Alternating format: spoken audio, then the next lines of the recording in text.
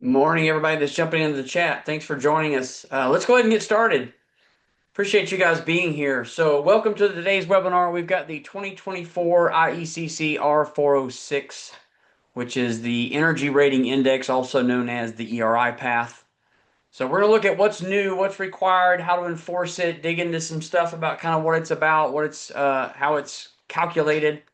My name is Randy Plumley. I'll be a presenter today. A few housekeepings as always. The webinar is being recorded. It will be available afterwards on YouTube, probably within 4 or 5 days.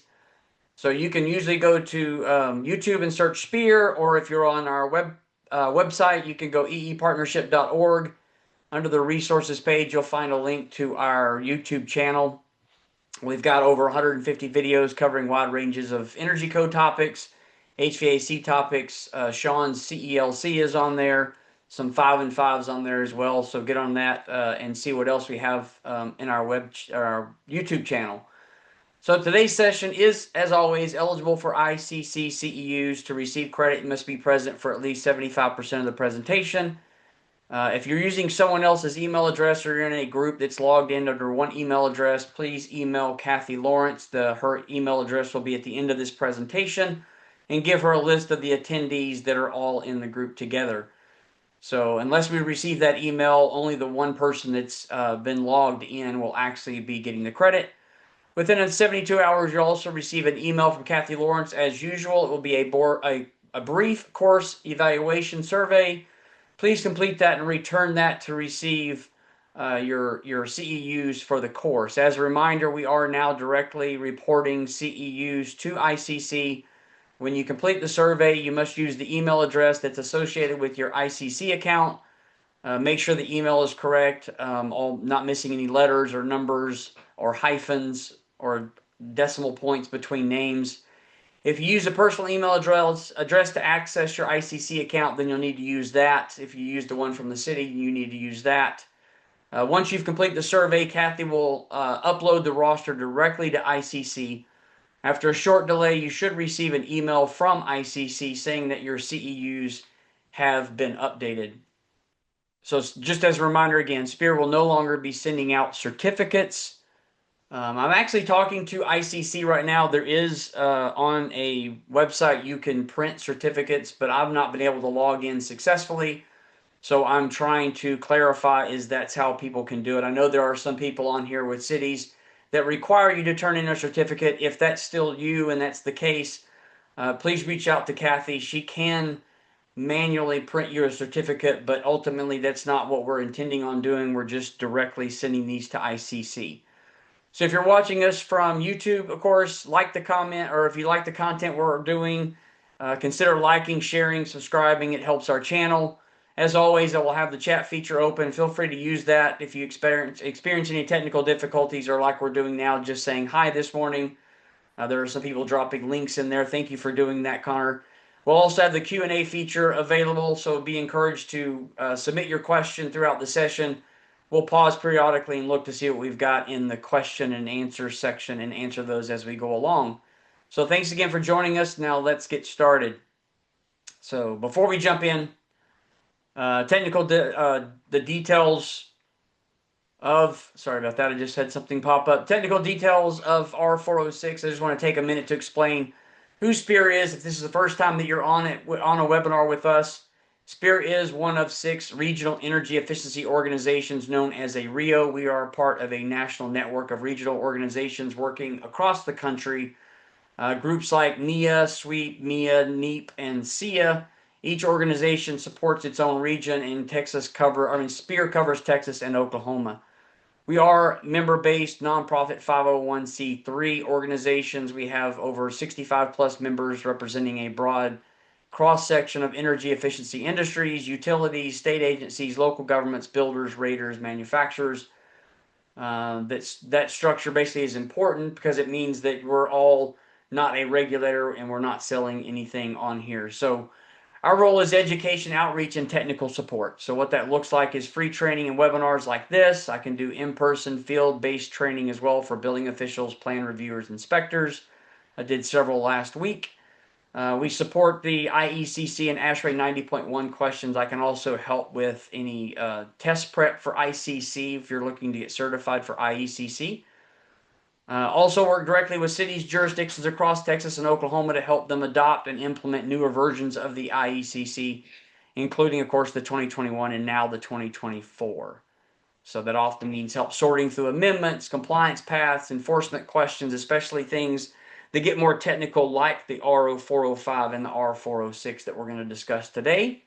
So if you ever have any of those questions about energy code, whether you're plan reviewers, building officials, third parties, designers, architects, then that's exactly why we exist. So please reach out to us and we'll be able to help answer some of those questions. Feel free, as always, to share my contact information that will be at the end of the presentation. I genuinely mean that. Please reach out at any time. Helping jurisdictions make sense of the energy code is our job. So by the end of this session, you should be able to have a better understanding of the ERI path and be able to identify where Section R406 fits within the IECC compliance framework and distinguish the ERI path from prescriptive and now known as the simulated building performance path. Also apply the correct ERI score requirements by climate zone using table R406.5, and we also have Texas-specific amended codes. We'll talk more about that later. And verify the appropriate IECC climate zone is used. So and also evaluate compliance with ERI backstops and mandatory provisions, including envelope minimums, air leakage testing, duct testing, and requirements that are in the R401 through R404. We'll also review and verify required ERI compliance documentation in accordance to Section R406.5 through 406.7 to determine code compliance, and also assessing any field installation consistency with approved ERI rated design and identify conditions that invalidate the report of the ERI score. So just as a review, we went through this with simulated building performance webinar, but the 2024 IECC represents the most significant shift in the performance path we've seen, especially in the Texas jurisdictions across climate zones 1A, 2A, 2B, 3A, 3B, and 4B. By just going through that, though, let's start with, we've got a much stronger mandatory provisions across all 4 Texas climate zones. The 2024 IECC lowers allowable envelope air leakage rates. This now still means for climate zones 3A, 3B, and 4B, we're still looking at 3 air changes per hour, but the allowance has been lowered to 4 ACH in climate zones 1A, 2A, and 2B, depending on any local amendments that are made. So this is basically a major change for Texas builders who historically relied on performance modeling to compensate for higher leakage rates. Under the 2024 IECC, air leakage limits cannot be traded away regardless of the compliance pathway. Ventilation requirements are also more robust and enforceable in climate zones 2A and 3A. Ventilation, energy, and moisture control are critical due to high humidity and mixed humid conditions. So in climate zones 4B, ventilation affects heating energy, indoor air quality, and comfort during cold and dry winters. The 2024 IECC now requires ventilation systems to both be modeled and installed per the R406.3. So eliminating inconsistency between plans and field conditions. Next, the standard reference design has been updated, the ERI reference design, so we'll go through that later. This is important impacts across Texas. The SRD is now using the 2024 prescriptive envelope, not an older version of the code, which basically raises the baselines for walls, ceilings, windows, air sealing. In climate zones 2A, this limits the ability to offset higher SHGC glazing with mechanical upgrades. In climate zones 3A, it reduces flexibility to trade insulation for HVAC efficiencies. In climate zones 4B, where heating loads dominate basically more than the rest of Texas, higher baseline insulation significantly raises the performance bar, making weak envelope designs much harder to justify through modeling. Another shift is the reduced trade-off potential. So under earlier IECC additions, Texas builders, particularly in climate zones 2A and 3A, could often trade off inefficient envelope components such as ducts in vented attics or marginal wall insulation for higher efficiency HVAC equipment. In the 2024 IECC, that restricts this practice. So oversized equipment now carries modeling penalties. Mechanical systems types must remain consistent. And in climate zones 4B, this is especially important because heating system oversizing and poor envelope performance can dramatically increase modeling costs. For the energy costs that are modeled. So the code also clarifies renewable energy modeling, which is increasingly relevant across Texas, including in rural climate zones 4B jurisdictions with strong solar potential. Solar PV can no longer be used to mask fundamental envelope deficiencies. So in climate zones, all 4 climate zones, mandatory envelope and air sealing requirements must be met before renewable credits are applied, and then PV contributions are capped in performance analysis. So we also see a stronger alignment with the ANSI ResNet ICC 301, bringing 406 closer, or 405 closer to the ERI rules of 406. For Texas jurisdictions, this helps ensure consistent modeling assumptions regardless of climate zone. Finally, controls and heat pump backup specific modeling has been expanded. So in climate zones 2A and 3A, heat pumps are increasingly common, and backup controls must now be accurately modeled and installed.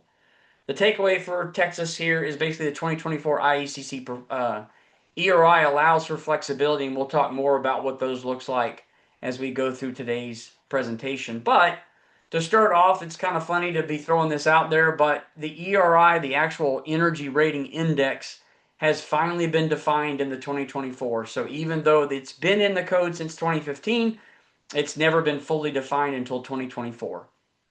The ERI reference design has been defined since 2015. It's basically a version of the rated design that meets minimum requirements of the 2006 IECC. We'll talk more about that in the next couple of slides. The ERI is defined as a numerical integer value that represents the relative energy performance of a rated design or construction dwelling unit as compared with the energy performance of the ERI reference design, where an ERI value of 100 is basically represents the reference design, and an ERI value of 0 represents basically a zero energy building performance. So we'll go through all of that later. It'll make more sense in a little bit. So from an enforcement standpoint, basically the takeaway is the IECC does not ask you to judge how good a home is. It asks us to verify whether the reported ERI score meets the maximum allowed in table 406.5, or like in Texas, we have House Bill 3215, which is still in effect, and whether the home actually is built to that consistency and consistent with the rated design. So we'll look at Texas-specific ERIs in a couple of later slides. The definition sets boundaries. The ERI is a number tied to a reference design enforced against a code maximum. Nothing more, nothing less. That's kind of the easiest way to put it. So an ERI scope and compliance draws clear boundaries around where the ERI applies and where it does not. So let's first talk about the scope. The ERI path is used to establish an ERI analysis for dwelling units only. That's an important distinction. ERI applies to dwelling spaces, the area where people actually live. It does not automatically apply to all spaces of a building. So if you're dealing with multifamily, low-rise, basically those things like common areas, corridors, leasing offices, fitness rooms, laundry rooms, those cannot be used in an ERI analysis. Those spaces must comply with the prescriptive requirements of the 2024 sections R402 all the way through 404. So if someone tells you we're using the ERI for whole building, that's a red flag. ERI is limited to dwelling units only. So everything else must meet prescriptive base code. So now for the ERI compliance, compliance is not just about a model. It's also about both the rated design and as-built dwelling meeting all required criteria. So that means two things must happen. First, the project must meet all applicable requirements referenced in 406, including all the mandatory provisions and backstops. We'll see those a little bit later. ERI does not override those. Second, the final ERI value must be at or below the maximum allowed for the applicable climate zone. So if the number does not meet the table, or the Texas House Bill 3215, it's not compliant no matter how close it looks. So from an enforcement standpoint, that's important. ERI compliance is only achieved when proper paper analysis and field installation align. So if either side fails, the ERI compliance fails. So this sets the expectations that ERIs is scoped, limited, and verifiable, not a blanket approval for anything in the building. But why does the ERI exist in the first place? Why have a third and or fourth, however you want to look at it, pathway through the code? So historically, the IECC had two main options. It was prescriptive, it was performance. The prescriptive path was simple to enforce, but it became increasingly rigid. So as home and systems evolved, prescriptive requirements didn't always reflect the better overall performance, and even high-performing designs were forced to redesign or switch pathways. In the other end, though, the performance path allowed for flexibility, but it relied on detailed energy modeling that was difficult to review at times and sometimes hard to verify in the field and inconsistently enforced across jurisdictions. The ERI path kind of sits in between those two extremes. So it allows designers more flexibility by looking at a whole house energy performance, but it gives building officials something enforceable, a single metric or a single numeric target tied to each climate zone. So just as important though, the ERI does include guardrails. It includes envelope backstops, air and duct leakage testing, mandatory provisions still apply. The ERI was never intended to weaken the code. It was always intended to modernize it without losing control. So from an enforcement standpoint, ERI works because it's flexible for design but binary for compliance. You either meet the ERI target and the backstops or you don't. So that balance, flexibility with certainty is exactly why the ERI exists in the IECC.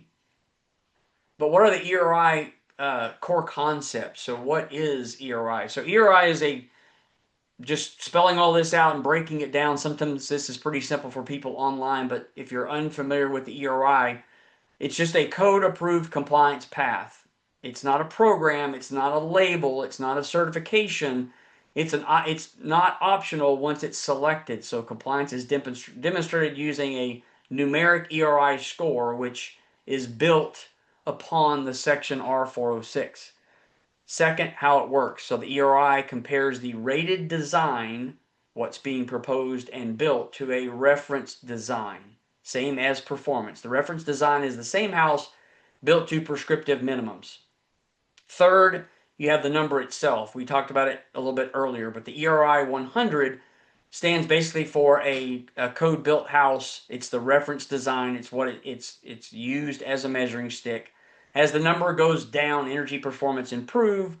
So code compliance is achieved by meeting or beating the maximum ERI allowed in the climate zone, either by the book or the table from House Bill 3215. Now, what does ERI not waive? So ERI does not waive the mandatories. We'll go through those. It's the provisions of R401 through 404. It includes duct leakage, air leakage testing, envelope minimums. There's also SHGC limits based upon a climate zone. And then, of course, a good ERI score does not cancel out code requirements. This also where the backstops matter. So 406.3 puts limits on the envelope's TC, which is now the thermal conductance that was new to us. We talked about it in the performance path webinar, but it's new to the 24. And instead of talking about UA, it's another way of looking at it called TC, thermal conductance. That means that you cannot sacrifice envelope and make it up with equipment or renewables. The envelope still has to perform efficiently.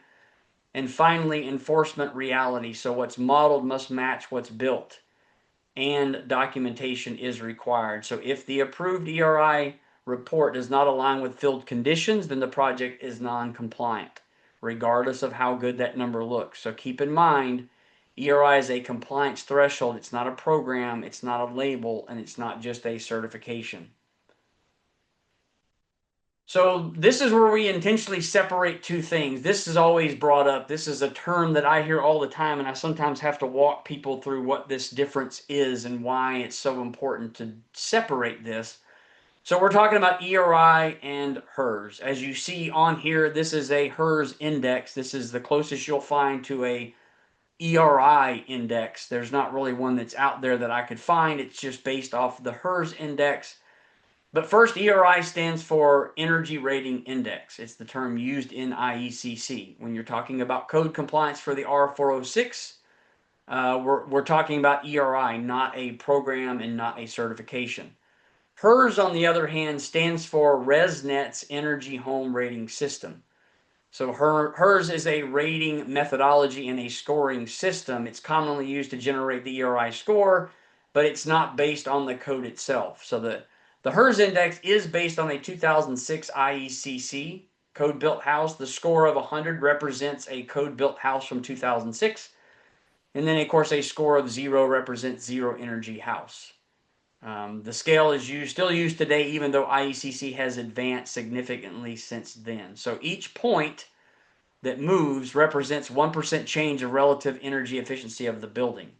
One important concept here is the reference design. We'll talk more about that in the coming slides. Both ERI and HERS use a reference design that is based on the actual house being rated. Same size, same shape, same orientation.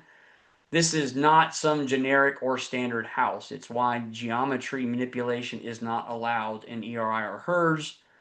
Another key point is that ERI and HERS is asset-based, meaning it assumes standardized usage, not measuring how a homeowner actually lives in the house.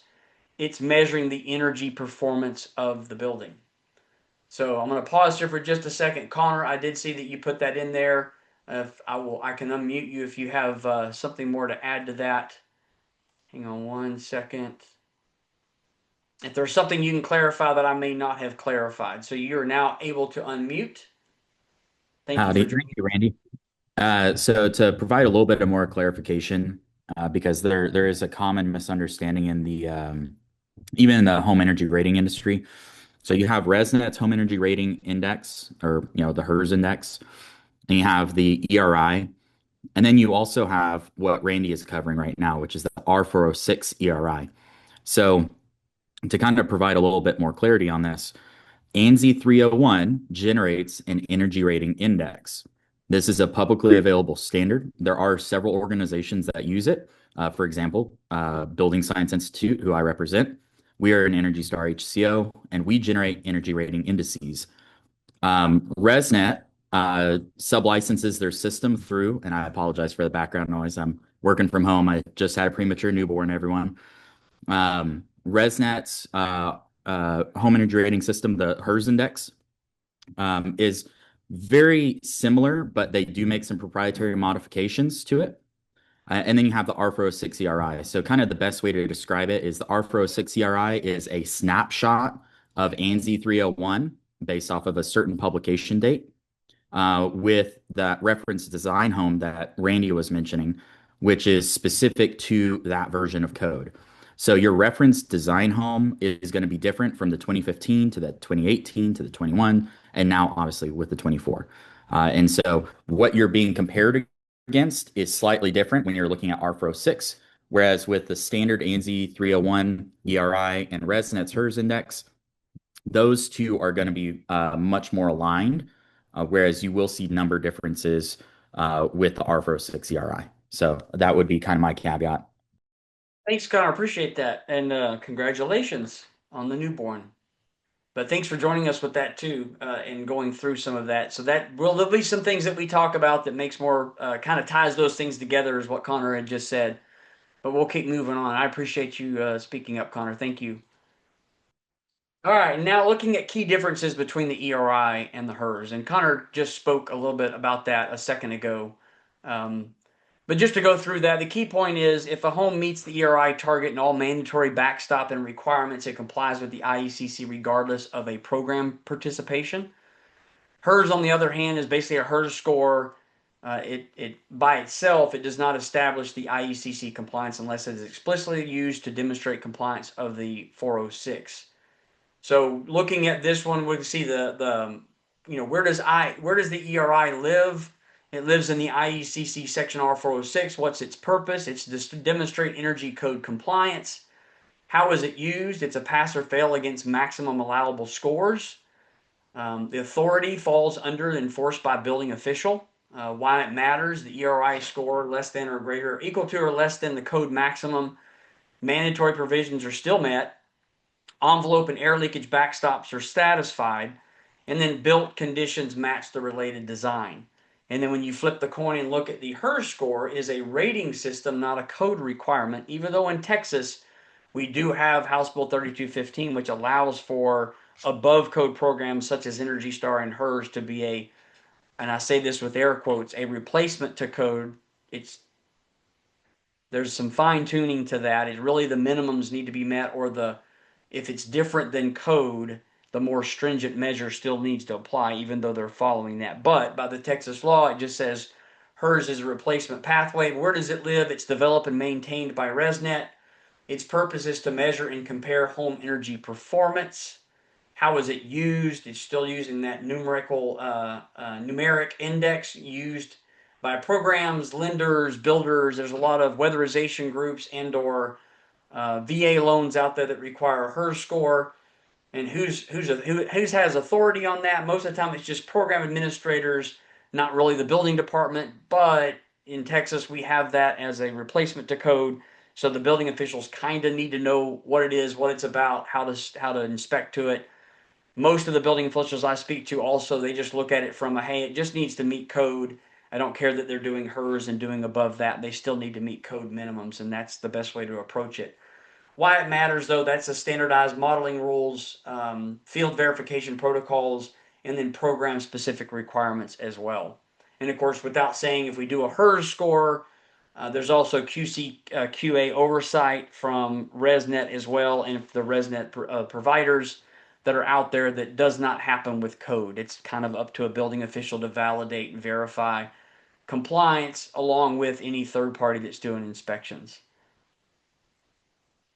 So how they relate and how they don't, as we just said, ERI, just to follow back up with that again, they're very similar. We'll talk about some differences a little bit later. They're very similar, but ERI is defined as a code defined pathway, and then HERS is a program defined pathway. A HERS rating can be used to generate an ERI score, but not all HERS reports are automatically IECC compliant, and not all ERI submissions are going to get a HERS certification. Bottom line is about meeting energy code. That's kind of what we're talking about here. HERS is about rating performance. I know Texas has House Bill 3215, which allows HERS as a replacement to code. Thankfully, a lot of building officials still look at from the fact that we're doing a code compliance first. I have created a checklist titled ERI versus HERS. I'm going to add that to the survey email that Kathy will send out. You'll be able to get that and just look at it. It's a quick, simple 1.5 page that you can glance at and just kind of see differences in between to how to ask and verify questions in plan review. So important to note, though, there is, and Connor kind of alluded this a little bit, there are and has been some small differences between HERS and ERI. So in the 2024, there's better clarification for that. Under the 2021, the code referenced the ResNet ICC 301 as its standard to determine the ERI score. In 2024, it actually now is updated to ANSI ResNet ICC 301. A code change back in 2018 resulted in a different ventilation rate that was calculated between the IECC 406 and the ResNet standard 301. Because of this deviation, there was a difference of almost 10 points sometimes between an ERI score that was calculated using the modified ventilation rate calculated using the 406 and one that was calculated using the ResNet standard 301. So in the 2024 IECC, that removes that mechanical ventilation discrepancies and better aligns the ERI path with the standard 301. The takeaway: buildings complying with the ERI when using the 406 are not required to meet ventilation rates calculated using the ResNet standard 301, but instead must meet the requirements that are set forth in the IECC. We'll look at that a little bit later. That gets confusing, but basically what it's saying is, yes, there can be a difference. So when you're modeling it, you can use the standard 301 as the model. However, if we do a calculation based off of code, then you may have a different requirement for CFM by using the code requirement. So we'll look at that a little bit later. Matter of fact, sorry, it was the very next slide. By using either the M1505.4.3 equation 15-1 or the table from M1505.4.3 parentheses 1, that's from the IRC, from the basically that exhaust systems chapter of the IRC. The required whole house ventilation rate is calculated using the equation and or the reference using the table. So when a third party builds an energy model using Ecotrope or Rim Rate or House Rater or something like that, it actually it will show a target that's needed, and in order to pass the modeling, it needs to be changed to where it meets the requirement of what it's calculating. However, it is probably different than if we did a calculation like what you see here, either by using the table or using the equation. So, for example, if we have an equation that we need to use for a 2,000 square foot 3 bedroom house, the continuous 24/7 ventilation requirement would be basically it's 20 plus 30. So the 20 is coming from 1 CFM times that 2,000 plus 30 CFM, which is the 7.5 times number of bedrooms plus 1. We get a total of 50 CFM needed. That's continuous 24/7, 365 days a year, all the time. But if we use the table that you see at the bottom, M1505.4.3 parentheses 1, the total CFM required would be 75. Again, that's 24/7, 365 days a year. There are a couple of exceptions. So there are two there. So one, if the ventilation, we have a ventilation rate credit that states that the required rate can be reduced by 30% if a ducted system supplies air directly to each bedroom and either a living room, dining room, or kitchen, any one of those three. Or the house is using a balanced ventilation system like an ERV or an HRV or a hybrid system that can create that same thing, then you can reduce that by 30%. Two, if the system is programmed intermittently, which most we have in Texas are, the system must have controls that enable operation for not less than 25% of each 4 hour segment, and the ventilation rate calculated in the table or the equation by the multiplier that's the factor that you see at the bottom in M1505.4.3 parentheses 2, basically giving us the how do we multiply that for different run times. So using that example as before of either 50 or 75 and the system's running only 30 minutes out of every hour, the multiplier of 50% is times 2. So instead of saying we need 50 or 75, we're now looking for 100 by the equation or 150 by the table. And now that in the 21 it's required to be tested, that's what now a third party is looking for when they do the test is it continuous? Are we taking an exception to reduce it by 30% based on how it's ducted? Or are we using the table to multiply because it's intermittent and now we need to add to that by multiplying it by 4, 3, 2, 1.5, 1.3, or 1 to actually now get the proper CFM that needs to be what we test at the time of testing. And so now we look at the maximum ERI scores a home can have and still be compliant to the energy code. Remember, the ERI score represents the house's overall efficiency. The lower the number, the more efficient the house is. The values do change based off climate zone. I really only included in the House Bill 3215, it's the climate zones for Texas. But as you see, the top table is just directly ripped out of the book. Starting with the 2024, though, there are now two categories. One for homes that do not use on-site power, like solar, and then one and basically that's got a lower number if you're using solar, and then we still have the standard table that does not have on-site power. So if you're using on-site power, you've got one side of the chart to look at, or one side of the table to look at. If you're not, you've got your standard side of the table you're looking at. This prevents builders from relying too heavily on renewables to offset poor envelope efficiencies. So we're ensuring that every ERI compliant home starts with a solid, efficient building envelope. As most of us are aware, in Texas, we have House Bill 3215 with adjusted ERI and HERS scores that are effective all the way through September 1 of 2030. So using a tiered approach, We are now currently in the third tier of our timeline with the ERI score of 57 for climate zones 2 and 3 and 61 for climate zones 4. So keep in mind, climate zone 1 was not in Texas at the time of the creation of House Bill 3215. As a word of caution for Texas, I like to throw this out there. Since House Bill 3215 is being used kind of as a replacement to code, the targets that you see here do not include renewables. So if solar is being used in calculations, that confuses things.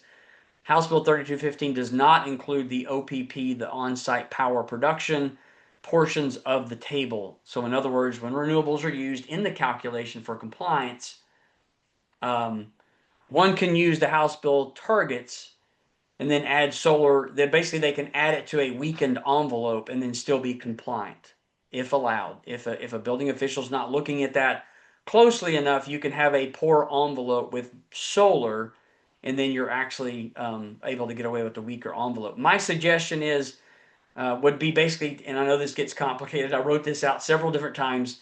Is to basically take the difference between House Bill 3215 and the IECC non-OPP targets, and then you basically add it to House Bill's 3215 targets, and you add that difference. For example, Climate Zones 2, the IECC non-OPP target is 57. House Bill 3215-1 is, I think I got that backwards. IECC is 51. House Bill 3215 is 57. The difference is 6. So if someone's using solar in their calculations, you'll add it to that to get a new OPP target of 41, if that makes sense. And then Connor, let's see, go ahead. I think you've got something to bring up with that. Go ahead and unmute. Yeah. Yeah, go ahead. So one useful thing too to chime in is you will get a certificate, and most of the software tools used by energy raters are going to provide two numbers if they have on-site power production. So you'll see the number. Usually, what it is, it's the big number. That will be the one that includes whatever solar is. So to kind of contextualize this, you'll see 35, right? I'm thinking of climate zone 1 energy rating index with OPP. You'll see 35, a big number. Um, and then you'll also see without OPP. And so they will have these two separate numbers on the certificates and labels. So that way, if you're looking, and this is again the kind of annoying thing, is the bigger number is usually the one that has the OPP. And so you might see, like Randy saying, like 35 or something like that. But what you need to do is look for the line that says without OPP, right? The ERI or HERS index without OPP, because that will tell you what it is, ignoring all the benefits of that solar. It's just, what's the, generic performance of that house based off the design criteria, if that makes sense. So that's a useful thing, but you have to get familiar with the reports and you have to know where to look because sometimes the software tools don't make it easy. Yeah, good to know, Connor. I don't usually see those reports much often anymore, but I'm glad that they've put that on there. So as Connor just said, there it will spell that out on the reports to look at them in two different contexts. Let's see. So we mentioned this already a couple of times, but the ERI reference design, that's where we'll go into. It's been defined for a while, but the ERI index has not. But it's one of the most misunderstood pieces of the R406. So let's try to clear some of that up. Just as in the simulated building performance, the reference design is a virtual house defined by IECC. It's not a set of construction documents. It's not something a builder can choose to build. Its only purpose is to act as the measuring stick for the ERI score. So the code requires the reference design to have the same geometry, size, orientation, condition floor area as the proposed home. That's critical. So you're not allowed to change the shape, simplify the outlet, the layout, reduce glazing to make the comparisons easier. So the only thing that changes between reference design and rated design is efficiency. So the reference design is using basically the prescriptive minimum requirements of the IECC, while the rated design reflects what's actually being proposed and or built. From an enforcement perspective, this is where we watch for manipulation. If the reference design does not clearly match the proposed designs like geometry, orientation, the ERI result is invalid. So another point here is also the reference design is not the prescriptive path. Just because it references using prescriptive values does not mean it complies prescriptively. ERI is still its own compliance path and has its own rules and its own backstops. Bottom line, the ERI score is only meaningful if the reference design is properly established. If the baseline is wrong, the comparison and the compliance decision is also wrong. Starting in the 2021, the building's thermal envelope for the ERI path was addressed. So prior to the 2021, the ERI path did a very poor job of protecting the building envelope, meaning people could have a much weaker envelope and then use the ERI to gain some advantage. So before 2021, the ERI focused heavily on just the index score, which allowed aggressive trade-offs. You could push the envelope performance down, offset it with equipment renewables, and then you still get compliance. The 2021 was the first time the code explicitly said, basically it says, if you're using ERI, the building or portions of must comply with sections 406.3 or 406.3.2, which describes the difference between handling on-site renewables or not in the calculations. So those were the first real envelope guardrails. Now the 2024 goes further, same as what the performance did, and gets very, very specific. So under R406.3, the proposed total building's thermal envelope TC thermal conductance must be less than or equal to the required TC calculated using the prescriptive U factors and F factors from the table of the current code, the 2024, from the R402.1.2. Not in older versions, though, of the code, which is kind of what 21 did. It referenced an older version of the code. Now we're looking at current 2021, and we're looking at the thermal conductance. The code then now adds a multiplier to that. This should look familiar to most of y'all. It was in the simulated building performance webinar. The biggest difference between performance and the ERI is ERI does not include the penalty for an annual energy cost for gas appliances and others, or the penalty for the homes over 5,000 square feet. So in climate zone 0 through 2, the prescriptive TC is multiplied by a 1.08. For climate zones 3 through 4, it's multiplied by 1.15. What that means in plain term basically is you can have a slightly worse envelope, 8% worse in climate zone 0 through 2 and 15% worse in climate zones 3 through 8, but that's your backstop. That's where it stops. That's where it says that's coming from the current IECC prescriptive table and then giving you a little bit of leeway and flexibility. So yes, the ERI path allows some flexibility, but it no longer allows for the envelope just to fall apart in the exchange for a better score. There's also clear window guardrails. So in climate zone 0 through 3, there is now a area weighted maximum SHGC, which is 0.30. That is not optional. That is not something the ERI can override. From an enforcement standpoint, this section gives you a solid objective backstop. So if the envelope does not meet this requirement, the ERI path fails, regardless of how good the final index number looks. So they're really tightened up performance and ERI to not allow for someone to take advantage of a much weaker envelope by trading things off that helps a score or helps an overall performance. They want to uphold a tighter and stronger envelope.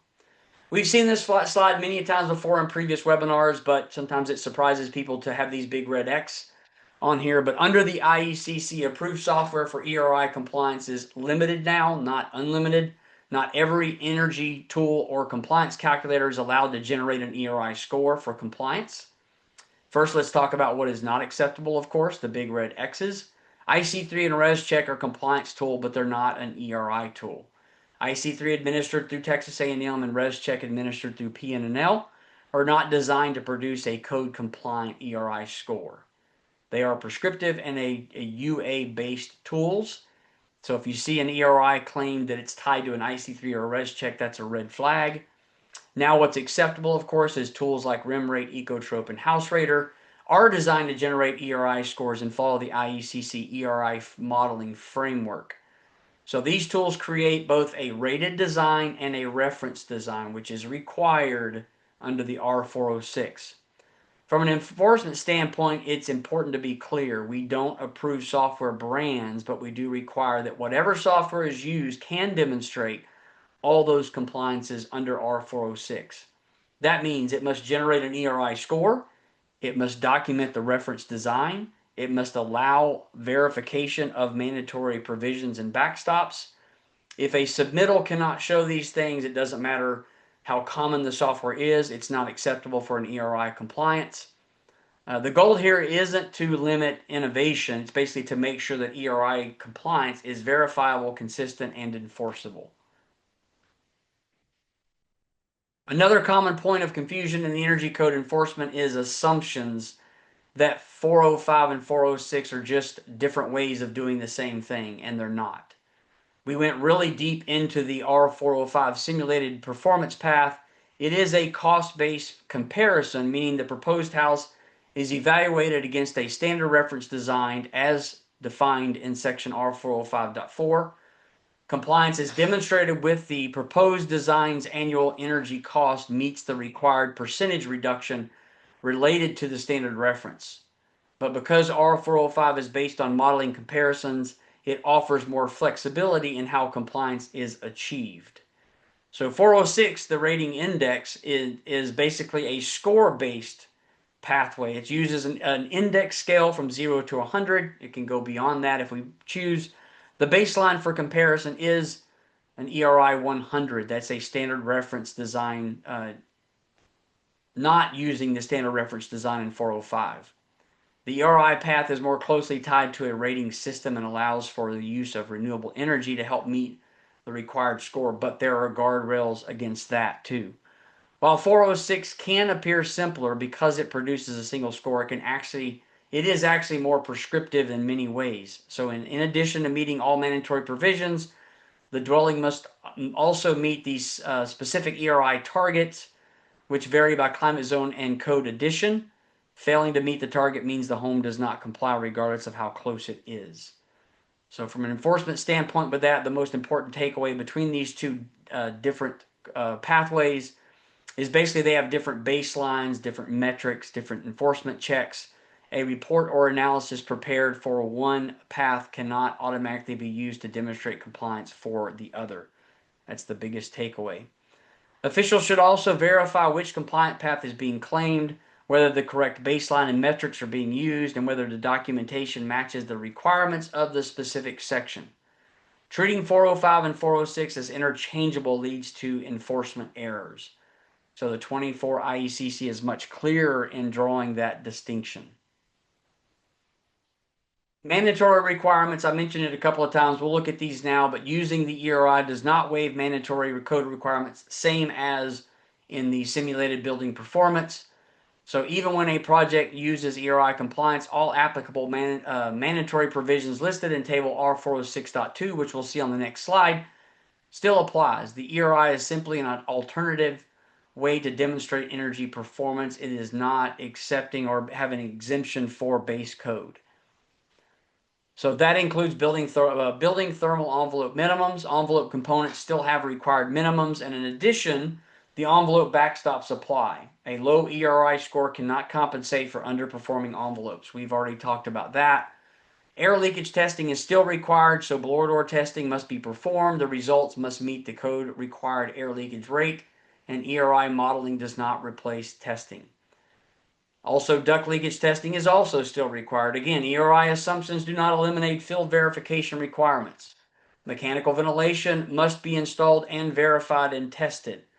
So the ventilation system must meet code requirements. Remember, ventilation rate used in the ERI model does not necessarily establish what's being used for compliance in the field. Fenestration requirements still apply. That's window U factors, SHGC limits must be met, including any applicable area-weighted SHGC requirements. And finally, as we spoke about in the performance, is the as-built verification matters. So what's being modeled must match what's being built. And a final ERI report is required prior to CO. If any conditions change during construction, the ERI analysis must be updated.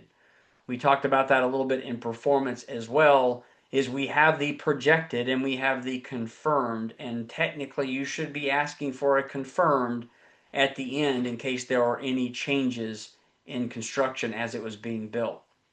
This is a list of the mandatory prescription or mandatory items as it still applies. We can't skip the basics, of course. Sections R406 requires all the mandatory items there: air sealing insulation, quality installation of insulation, duct testing, mechanical ventilation, and efficient lighting are still needing to be complete. These measures come from both building envelope mechanical systems, lighting sections of the IECC. The goal here is to ensure that the homes modeled through software still maintain that solid foundation of efficiency before any trade-offs are applied. Think of these in another term of as non-negotiables. So every ERI rated home must include them and qualify for to be qualified for compliance.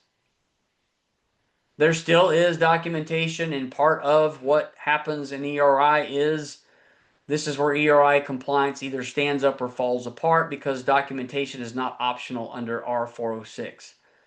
So the 2024 IEC is very explicit about what must be demonstrated and documented when it is being provided. These requirements are laid out in sections 406.7.1 through 406.7.4.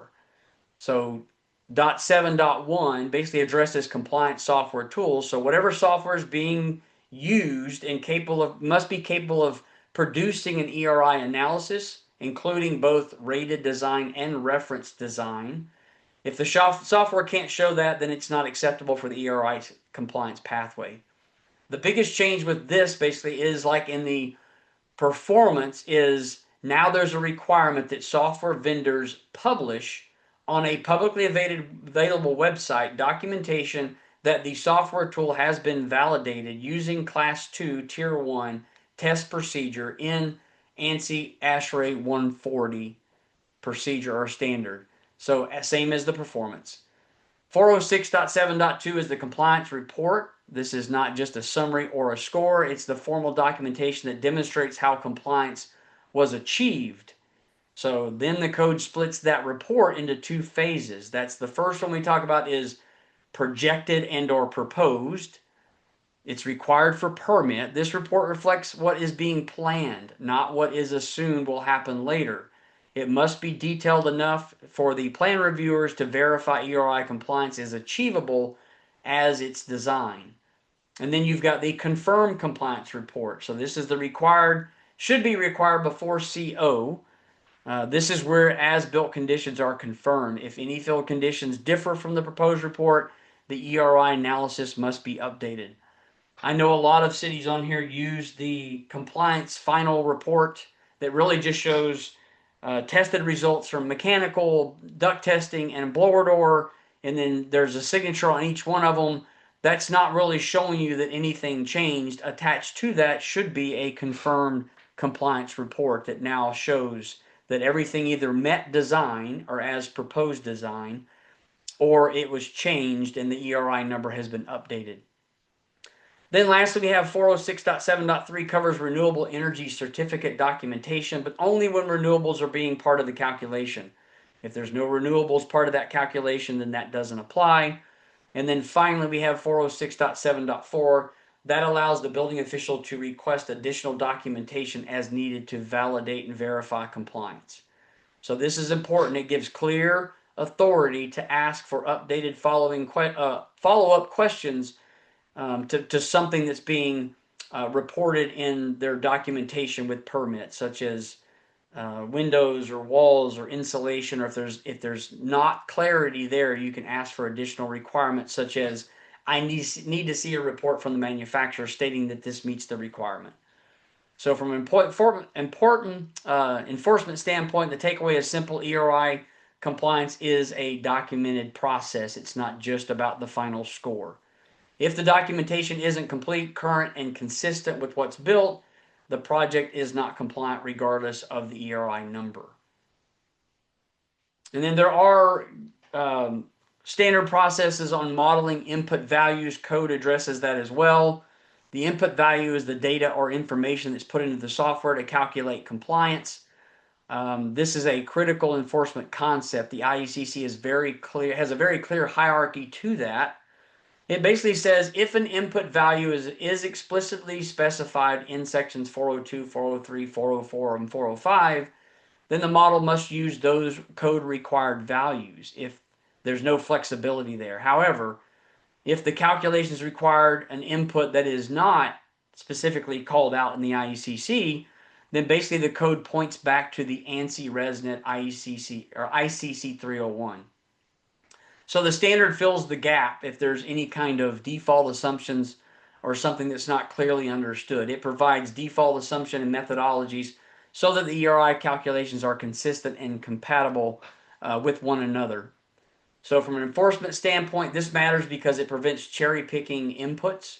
A rater or modeler can't choose values that make the ERI score look better if the code doesn't clearly define it. So if a submittal includes assumptions, and we'll talk about what those are or an example of that next, but assumptions that aren't clearly tied back to either the IECC itself or can be listed in the ANSI ResNet ICC 301, then those assumptions are not defensible.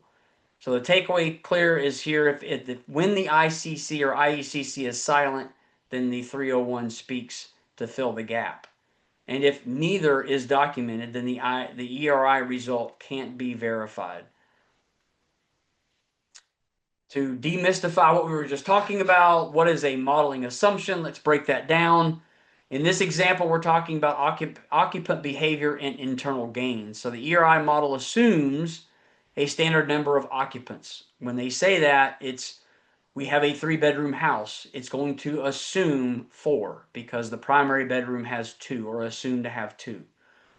Along with standard lighting and appliance usage and internal heat gains. These values are not guesses and they're not based on who might live in the home. It comes directly from the ANSI ResNet ICC 301. The reason this exists, but of course, is simple. At design and permit, we don't know how many people will live in the house or how they'll use it. So the code relies on a standardized assumption to make every home that's evaluating on the same level playing field. So you don't want to see that there's 3 bedrooms, but we have 2 people listed in the model. So it needs to take those assumptions of it's 4 because it's a 3-bedroom house. From an enforcement standpoint, that's important because these assumptions are not design choices. Builders and modelers don't just get to adjust them to improve the score. So if you see the assumptions listed as software defaults, then ask the right question. Can you confirm those defaults are coming from ANSI ResNet ICC 301? The big takeaway is ERI assumptions exist to isolate building performance from occupant behavior. So if the assumptions are altered without a code or the 301 basis, then the ERI result is no longer defensible, as we just talked about a second ago. So as it says at the bottom, ERI assumptions standardize behavior, so performance reflects the building, not the occupants. Plan reviewers and some quick questions that you can ask for that. As I put on here to interrogate the builder, rater, or the modeler so that the ERI compliance can be verified and validated against the code. We start with general modeling questions. So the goal here is to establish where the inputs come from. So some inputs are dictated directly from the IECC while others come from the ANSI ResNet ICC 301.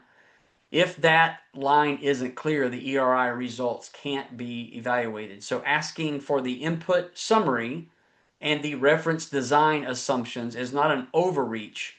You're just asking for documentation that's essential to understanding the score and how it was produced.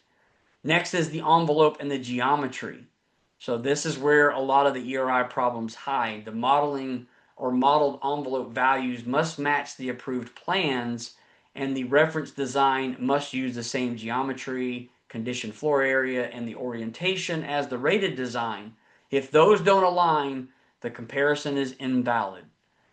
Then we move to mechanicals and ventilation. Here we're confirming that what's modeled actually reflects what's specified and what's installed. So equipment efficiencies, ventilation rates, system types need to line up with the construction documents. And it's important to remember that modeled ventilation assumptions do not replace code required ventilation rates. Next are assumptions and defaults. If any input isn't explicitly stated in the IECC, it must come from ANSI ResNet ICC 301. Reviewers should be comfortable asking where those assumptions are defined, where they're coming from, and whether any standard assumptions have been overridden and why. And then finally, we have field verification, so the ERI compliance doesn't end just at permit. If any conditions in the field change, an updated ERI report is required. So reviewers should always confirm whether the ERI report represents proposed conditions or a confirmed as-built condition. So the purpose for these simple questions is just basically to make sure ERI compliance is transparent, consistent, and enforceable, not just assumed.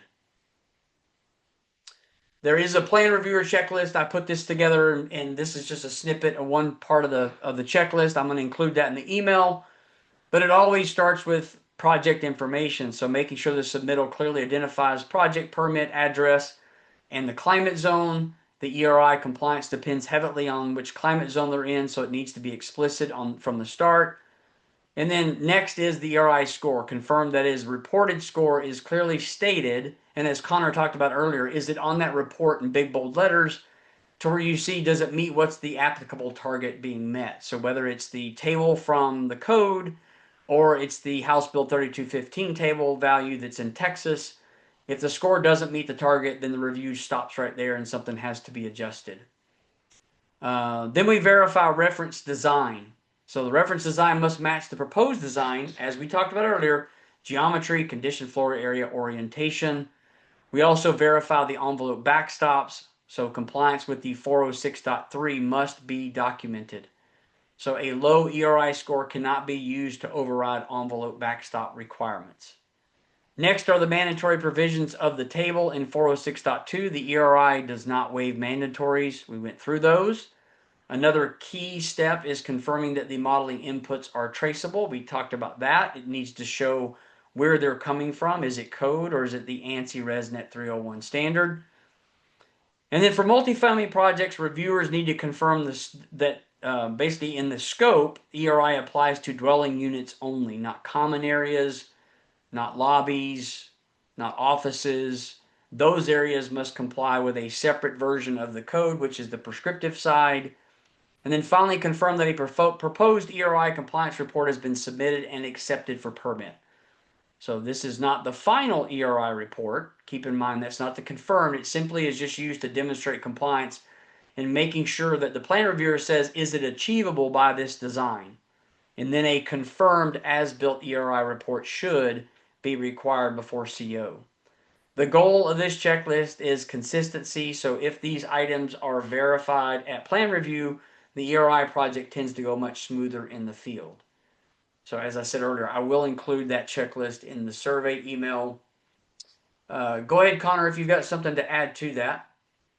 Yeah, just want to give some more information on the kinds of assumptions and things that you can see from software tools. So sadly, one common way that raters will occasionally put their finger on the scales to improve the ERI is they will put in non-default efficiency values for appliances like the clothes washer, clothes dryer, and so on. And so that does actually benefit the ERI and HERS index outputs. And so sometimes what you'll see is you might go pull the get the report for the summary, house summary report or something like that that lists off all that information. And you'll look at it and you'll see something like, oh, the clothes washer uses is 4 IMEF or something like that, or the refrigerator only uses 284 kilowatt hours per year, something like that. And those are signs when you see non-default values like that, those are signs that that's really just one of two things. Either the builder actually installed some really good appliances, which in my experience, most new construction does not actually include appliance packages because they're appliance packages that home buyers pay extra for. Um, or the rater is fibbing something along the way. Okay. So do keep that in mind. I know that some software tools, to kind of give you an idea, right? Some software tools like Ecotrope, they actually have two separate reports that look the exact same Okay, except the coloration is slightly different in one versus the other. And so those standard assumptions of like the heating and cooling design temperatures, the quote homeowner occupancy control values that you can enter in and modify in Ecotrope. If you run Ecotrope lets you do that so you can kind of do some estimations for things, especially that are actually already built and see some improvements, things like that. But they will give you two separate reports. And I have seen certain raters where they will accidentally pull the one which has been modified. So the standard assumptions, the cooling rate, again, Texas is not, how do you say, not a very cold state most of the year, but they'll set that cooling rate to a really high number. So instead of saying, hey, we're going to cool our house to 70 during the cooling degree days, they're going to set it to 80, right? Which is insane. No one does that in Texas, right? I hope. But you'll see something like that. And I've seen raters where they modify those design assumptions that Randy's talked about, and then they'll pull the report, which will show a really, really low index, but it's based off of those modified design assumptions. So that's the other thing I would say is, Randy's got a great checklist here. Uh, Feel free to always ask, is this report the actual confirmed report, or is it the one where you've made modifications, right? Feel free to ask those kinds of questions because, you might see things like that. And frankly, you should also be getting some kind of inspection report from the rater of record or whoever's in the person in the field, and they should have pictures of everything that I've talked about and everything that Randy has talked about. You should be able to see a picture of the blower door, leakage outside, total leakage, whole house mechanical ventilation test rates, insulation, the equipment that's been installed, the appliances that have been installed or not installed. Those are all things that they should have pictures of. Those are mandatory things and have been for several years now. So there's no excuse for them not to provide those pictures to you. And really, at the end of the day, if you're about to approve a certificate of occupancy for something, I would just ask that you do that extra step of due diligence and say, great, thank you for the certificates. Do you have all your photos for this? If you're not already asking for photos and proof of what's actually been built in the field, I would ask that you start doing that because unfortunately, we've all probably heard of something like drive-by ratings or people rubber stamping things, and I've seen it, and it's something that's very frustrating because this gets into stuff like consumer protection and things like that, and I could talk all day about that. But great presentation, Randy. Thanks, Connor. And that's yeah. That thank you for bringing that up. And that's another easy look at is assumptions. So when you have a manual J done for the house, the assumption is you've got temperature settings for indoor temperatures and outdoor design temperatures, and those things are assumed that that's also being followed for code. So ResCheck doesn't ask for what's the temperature setting for heating, what's the temperature setting for cooling, for heating and cooling. Ecotrope and Rim Rate will do that, and so does House Rater, I'm sure. And when you go and do the report, you can change those parameters. Those are the assumptions we're talking about that get changed to make a different outcome. So as Connor said, moving it to 80 for cooling and you get a much better score. That's we don't need to have that happen. If they do that, then we need to prove where did that come from. And it's not gonna they can't show you that in code because that's not what code says. So thanks Connor for that. I appreciate it. Also, I'll include this. This is just a field inspection checklist. So first we verify insulation R values and installation. Inspector should confirm that the proper R value, the insulation type, the thickness, the locations, both match what's on the plan, as well as installation quality matters. The code makes assumptions that you're meeting manufacturer's installation instructions, which means perfection. If you go read their websites, it means it's perfect. If it deviates from that, it's not meeting it. That's an assumption in the code that it's being followed. So missing, compressed, poorly aligned insulation isn't resolved by a good ERI score. It needs to be corrected in the field. And then next, envelope air leakage testing. So making sure a blower door test is being completed and documented. Where is the results? I don't need to find a panel sticker on the electrical box that says it's either better than or equal to 5. It really should show what is the actual results of the testing that was done. So inspectors need to verify that the ACH 50 results meets the IECC requirement for that climate zone and it aligns with the value being used in the ERI model. And also failure to do that, of course, is that the ERI modeling needs to be fixed. Duct leakage is also critical, so testing is still required. So confirming that the test was performed, again, not just equal to or less than 4, needs to show what did it meet for code requirements. What was assumed in the model? Did they tighten the ducts in the model and make it 2 CFM per 100 square feet, but it passed in the field at 4? So that's a difference of opinion, and the ERI has been changed. And then also verify fenestration. So windows, glazed doors must match the approved plans for U factor and SHGC. Substitutions, which happen sometimes, need to be documented, and then also triggers an ERI update report. Next is HVAC equipment. So inspectors should confirm that the installed system type and efficiencies match what's modeled. A downgrade in efficiencies basically makes the ERI number invalid, needs to be revised. Mechanical ventilation, same thing with that, needs to be installed as per design, and then verify and validate that the ventilation system meets the plans and meets code requirements, and ERI modeling assumptions do not replace actual system installation. And then finally, we confirm an as-built condition match the ERI rated design. So if anything affecting energy performance changes during construction, an updated ERI report is required before approval and final CO. The key message for inspectors here basically is simple. The ERI compliance is confirmed in the field.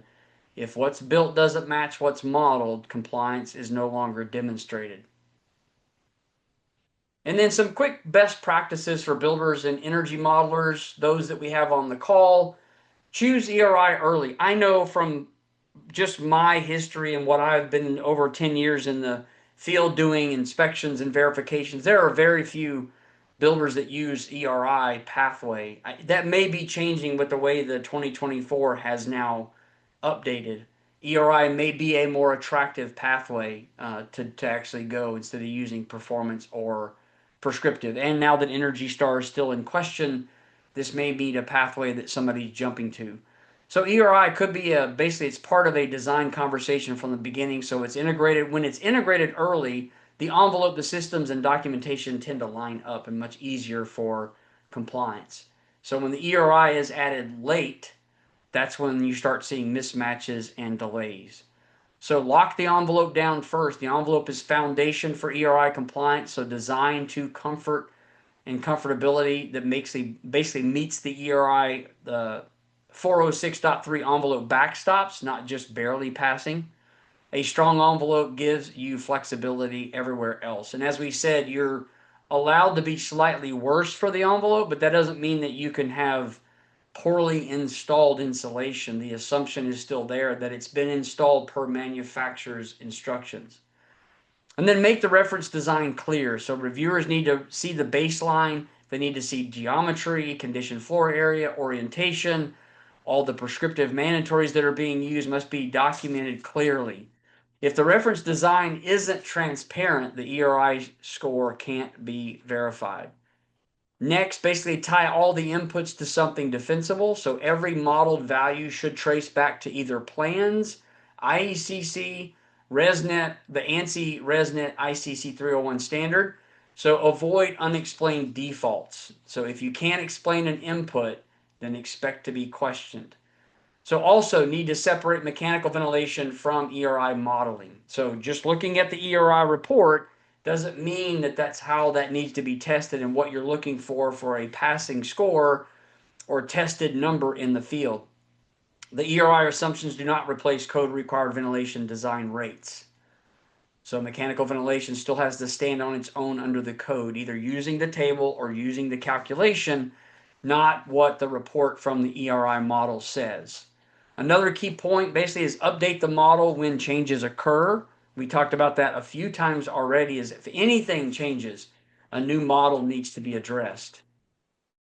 Also, remember to use the ERI only where allowed. So that means back to ERI applies to dwelling units only, not common areas. If you have low-rise multifamily projects, you can't do the offices and the common areas and corridors. Those must be modeled separately or just follow the prescriptive. And then two ERI reports are required. And I say this with the contingent of I understand that that's not always feasible for cities to implement that, but from the code standpoint, you really need to be seeing a proposed report for permit and a confirmed report for CO, not just that compliance letter. Show me a rerun model that shows that things have met design. With production homes and large volume production home builders, that's usually pretty simple. Things rarely ever change. If it's a custom home taking over a year to build, a lot of times things change throughout the construction. I need to see both reports. Finally, build in margin. So, and remember what ERI is. So, don't design to the absolute minimum. And remember, ERI is a compliance path, not a program, not a label, not a certification. You're using it as a compliance path. And then follow these best practices to reducing corrections and speeding up approvals. It makes ERI path far less painful in the field. So if you've not used the ERI path, maybe it's something. If you're building in a city that's now adopted the 24, have your rater run that and see where are we on that, and is that going to be easier, and can I make tweaks to construction for lowering costs or adjusting some of your construction costs to better meet what you're looking for your clients and your homeowners. And then lastly, some common ERI modeling red flags to watch out for, just those things that jump out at you. So first, red flag is assumptions listed as software defaults. Um, Connor talked a little bit about that as well. Default by itself isn't a code reference. So every input needs to be traceable back to the IECC or ANSI ResNet ICC 301. Basically, that's if this link isn't clear, then the input isn't verifiable. Next, input values that can be traced to 402 through 405 or the 301. So if assumptions isn't coming from one of those two sources, we need explanations and documentation of how and why. And then sometimes and most often, it will need to be corrected, such as what we talked about earlier, changing the design parameters and temperature parameters on the modeling. So one big is the reference design assumptions not shown or summarized. You can ask for that. I know these reports can get lengthy, but without seeing the baseline, reviewers can't confirm that the ERI comparison is valid. Also, watch for internal gains, schedules, or loads that are unusually low or undocumented. So these are artificially improve ERI scores if they are aligned with standard assumptions. Another common issue is mechanical efficiencies that look better than what they do on the plans. So the model must reflect what's actually specified and installed, not just going high efficiency output furnace and then not installing that.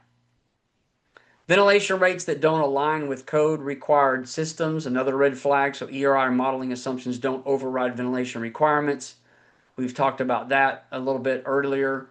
We also see the envelope values that don't match the construction document. So if the plans say one thing and the model says something else, the model needs to be updated and or reviewed, not just approved. So mixing rated design and reference design assumptions together is a serious problem. So these two designs must stay separate for the comparison to mean anything. An ERI score without an input summary is not reviewable, in my opinion. The number alone isn't enough. We shouldn't just see the one front page that says ERI of 57. I need to see an input summary. Finally, changes made after modeling with no updated ERI reports, big red flag. We need to see what changed, why, and what did it do to the ERI score if you're using it for compliance.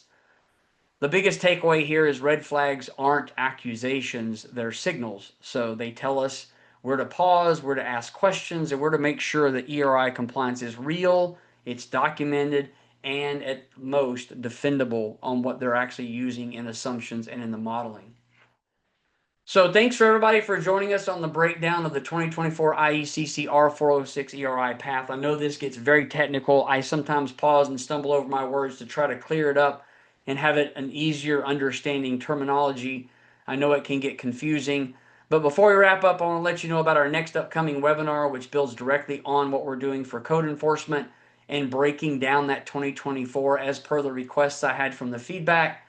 We're digging more into that, and for especially for plan reviewers, we're looking at the 2024 IECC commercial that's without mechanicals. We've already gone through just a mechanical section only. We're going to take the rest of it all together.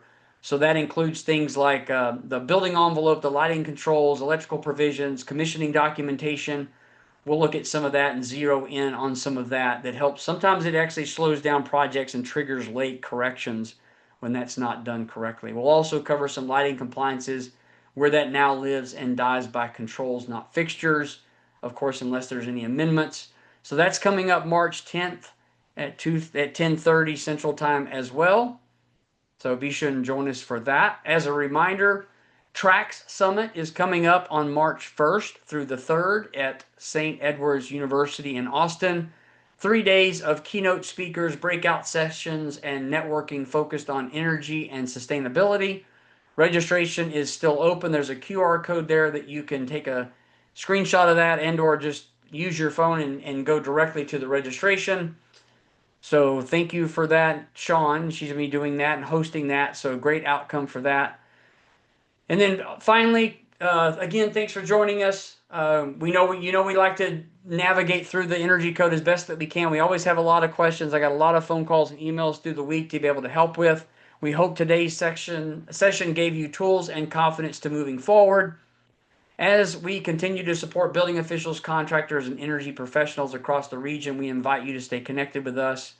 We are on LinkedIn. You can visit our website for tools, training events, and resources. We're also on Blue Sky Social as well.